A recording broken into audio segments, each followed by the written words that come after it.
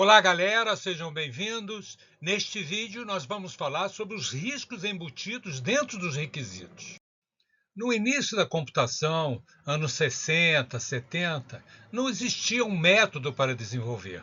As pessoas aprendiam o algoritmo e os analistas e programadores desenvolviam seus programas.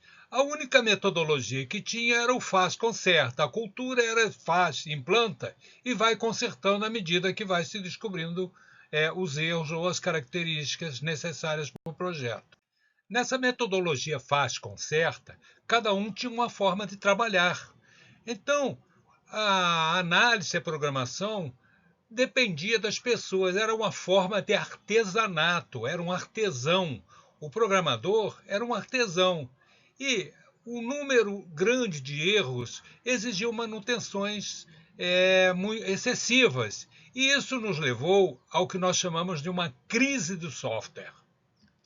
A crise do software mostrou que não era possível tratar a análise e programação como artesanato, precisava tratar isso como uma engenharia, né? Técnicas de engenharia. E aí surgiu a engenharia de software, né? Sempre pautada pela qualidade do que se está fazendo. Com a engenharia de software, começou a se desenvolver processos de desenvolvimento de software, análise da qualidade do software. Sempre com foco na qualidade, desenvolveram-se novos métodos, novas ferramentas, novas técnicas de gestão e aspectos novos na análise. Vários autores e pesquisadores desenvolveram técnicas e difundiram de engenharia de software. Né? Aí eu estou mostrando alguns dos principais autores, existem outros igualmente importantes. Foram desenvolvidas metodologias aperfeiçoadas, metodologias baseadas em funções, depois evoluímos para metodologias baseadas em dados, até que chegamos a metodologias orientadas a objetos e, finalmente, buscou-se uma padronização para tratar a parte de desenvolvimento de software. Nós hoje verificamos uma imensidão de ferramentas modernas, práticas para o desenvolvimento do software, baseadas basicamente na tecnologia, no desenvolvimento, na programação, na forma de armazenar, ou seja, como produzir melhor o produto. Hoje, nós temos a consciência que a parte fundamental para se desenvolver um bom produto de software é o levantamento de requisitos. Levantar requisitos não é uma tarefa simples. Despejar o conhecimento da cabeça do usuário na cabeça do analista é muito complexo. Existem fatores que podem mudar o entendimento tanto do analista como do usuário ao passar o seu conhecimento. Então, alguns autores, como Ian Somerville, né, destacam a importância dos requisitos para se desenvolver um bom produto de software. Ao falar no requisito, hoje temos a sua identificação, licitação, implementação e manutenção, ou seja, é um ciclo completo. Né? A engenharia de requisitos hoje trabalha esse ciclo. É mais importante do que todo o desenvolvimento tecnológico é compreender a importância do requisito no desenvolvimento do sistema.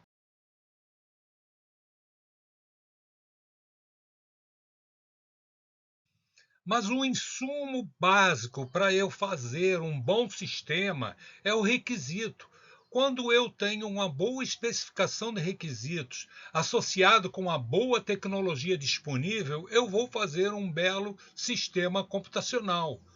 Mas, se eu tenho uma boa tecnologia, mas o levantamento de requisitos é feito de maneira arriscada, de maneira incompleta, eu não vou ter um bom resultado, apesar da boa tecnologia. Então, o insumo básico, o fator crítico do desenvolvimento do sistema é a compreensão do requisito.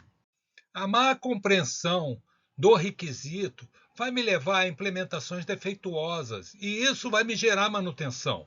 Os autores destacam 4 tipos de manutenção: manutenção evolutiva, adaptativa, corretiva e preventiva.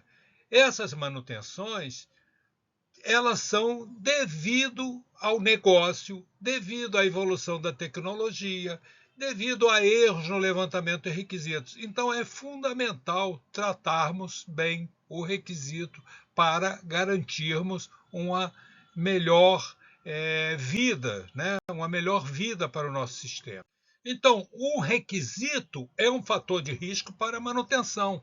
E a gente precisa começar a tratar esses riscos já no projeto. Eu preciso isolar o risco, tratar o risco, observar as normas que já existem para outros setores para o risco, a ISO 27005, a ISO 31000 e outros aspectos que precisam ser tratados no risco, e nós precisamos adaptar isso para os nossos requisitos. Existem requisitos que já trazem os riscos embutidos neles. O que eu estou chamando a atenção é que nós precisamos olhar para os requisitos com o aspecto dos riscos que ele está introduzindo no projeto.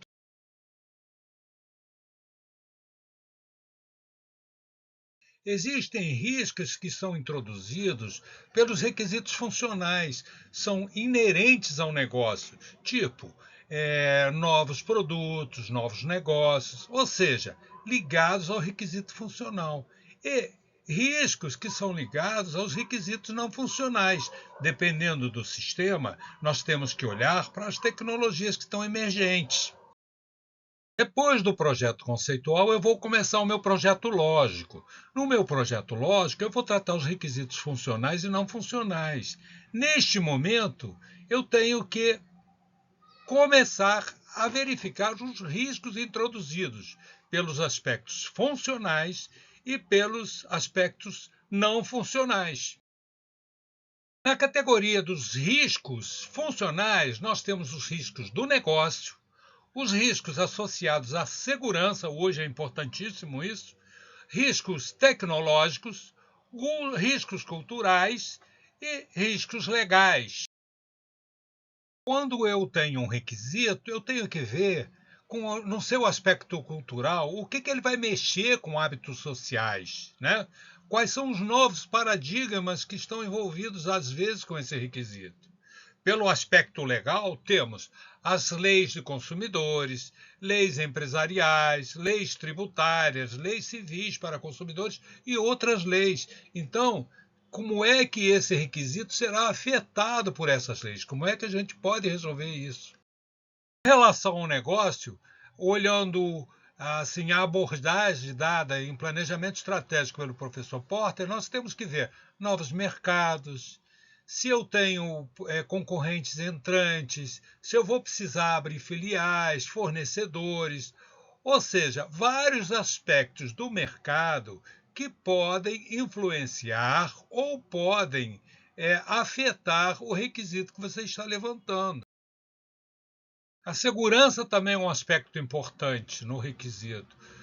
Como é que ele está sendo atingido ou sendo afetado por decisões de segurança física, segurança criminal, segurança lógica, segurança de equipamentos, são aspectos importantes a se tratar.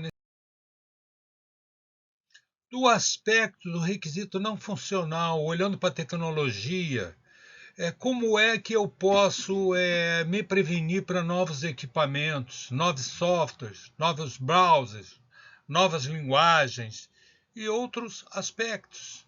Riscos introduzidos pela mudança do sistema operacional, por novas formas de apresentação de telas ligadas a periféricos, a usabilidade necessária, a conectividade e aspectos ligados aos requisitos não funcionais.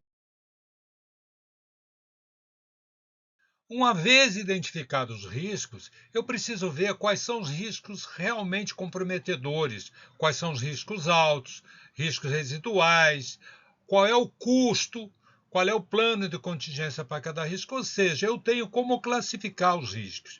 As normas 27005 e a 31000 mostram formas dessa classificação.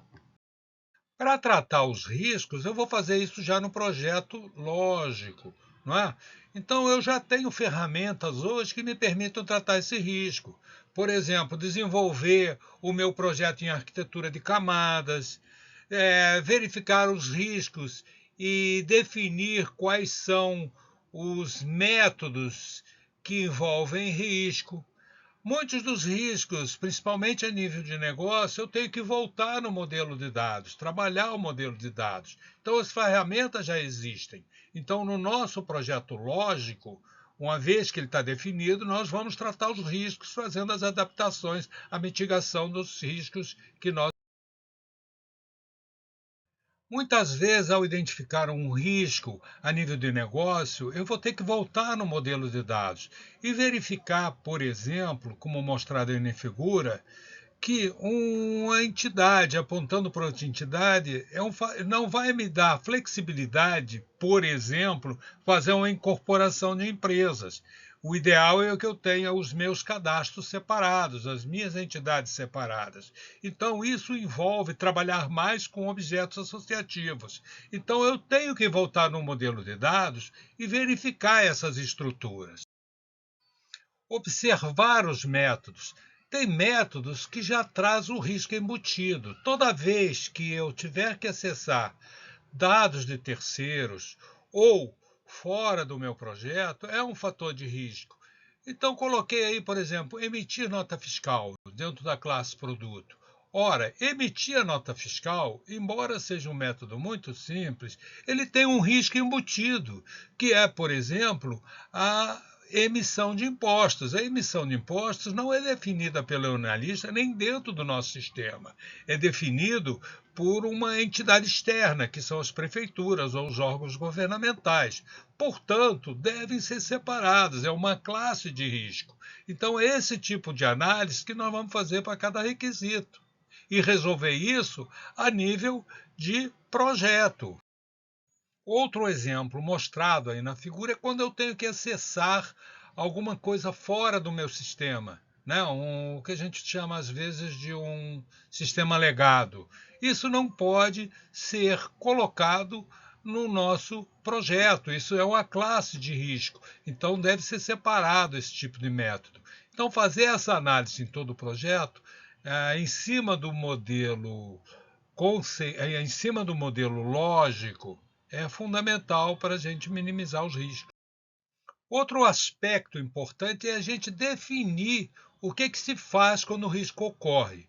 Essa figura que vocês estão vendo aí, ela foi retirada da ISO 27005. Então, existem 4 momentos importantes. O primeiro, da emergência, quando ocorreu, o que eu faço?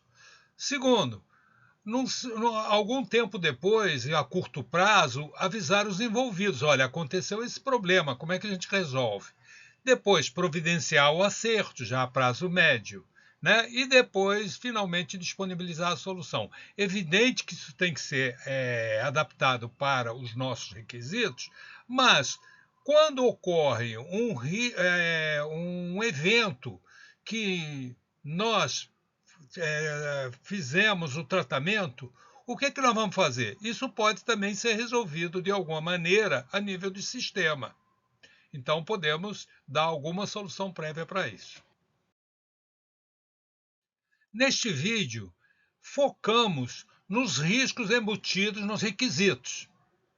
Se você gostou desse vídeo, incentive o autor a fazer novos vídeos se inscrevendo no canal. Até a próxima vez.